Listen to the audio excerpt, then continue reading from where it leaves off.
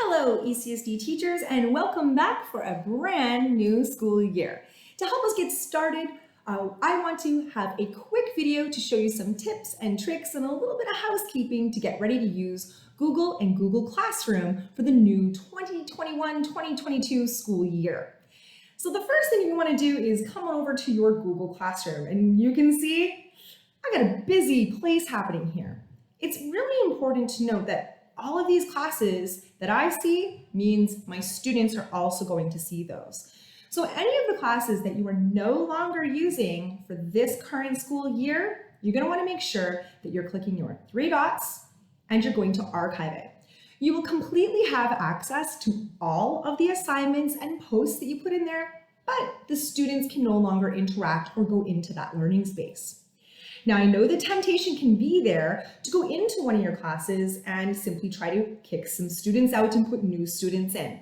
So if you go to the amazing Ms. Irvine's class from last year, I can see that she's got all these amazing topics and all of the classwork and everything so organized, but it's full of people.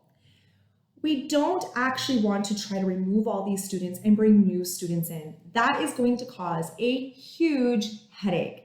So what we're actually going to do is we're going to make sure we do two things. The first thing I'm going to do is I can go ahead and I can copy an entire Google Classroom. That's going to remove all of the people out of the classroom, so it's a brand new learning space, but all of your topics, materials, assignments are already in that classroom for you in draft form. So now you simply have to go ahead, and when you're ready at that point in the term or in that unit, you simply go in and edit the assignment and assign it. Then you're going to be inviting new students into your classroom.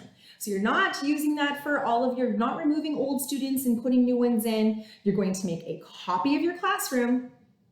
Then you're going to come back to last year's and you're going to say archive. Get rid of that class so no one can see it anymore. Now, when it comes to bringing in our students into our Google Classroom, just remember our invitation method. We can come in here and we can go ahead and we can add our students. Yes, I can add students by name, but remember how easy it is. You don't need to do all of that typing. Even our little early learning students can do this. You want to give the students the class code or the link. And so that's going to be really easy for you to do. Remember, you can find the class code just on the very front of your Google Classroom, inside of the banner. Or whenever you're looking for it, click that settings gear in the top right-hand corner, and you're going to be able to see that there's not only an invite link, but of course, there's the class code there. Please keep in mind, parents cannot be invited into Google Classroom at all. They can get an optional email summary telling them about missed assignments, upcoming work, etc. So invite guardians, don't be deceived by the word invitation. They get an email, they don't actually go into your classroom. Now, if you want to help your parents out in understanding how Google Classroom works and all the different things that you'll be doing, you're going to need to check out two of our guides that we will share with you. Our parent guide for Google Classroom that will take you through everything, including having video tutorials. Now, we know with the change share settings in ECSD, we can't just share a link with our parents of anyone with the link can view.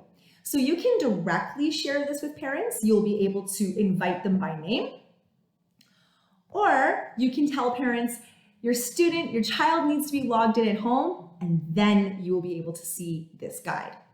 We also have the full student guide for Google Classroom. This is a really helpful one to give to all of your students because, again, in here we have a lot of different screenshots and tutorial videos showing students exactly how to use Google Classroom, adding, creating, turning in assignments, everything. This is a great one for those students who need a bit of a reminder before we get going. So that's it with Google, getting going, cleaning up, and getting ready for back to school. Of course, if you need any support whatsoever with Google or anything else educational technology, feel free to reach out. Have a great start to your year, everybody.